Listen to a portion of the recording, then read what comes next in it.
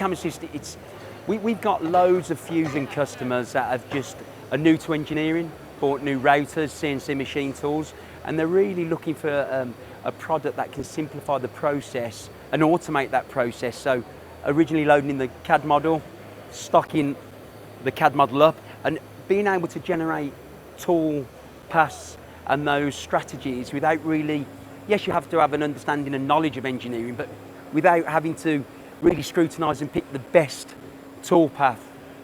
Cam Assist is absolutely brilliant. Eventually, I say by the end of the beta, like that beta phase, I was pretty much 90% just going, hit the button, I'd check it over and I'd be going, yeah, everything seems okay, awesome, you've just saved me half an hour apart, hit go on the machine, I walk away and I go out to lunch.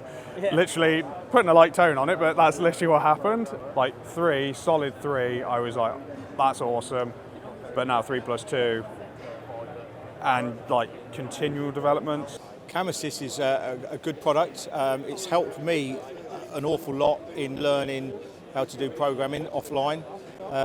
It's very easy to use and it saved us an awful lot of time programming.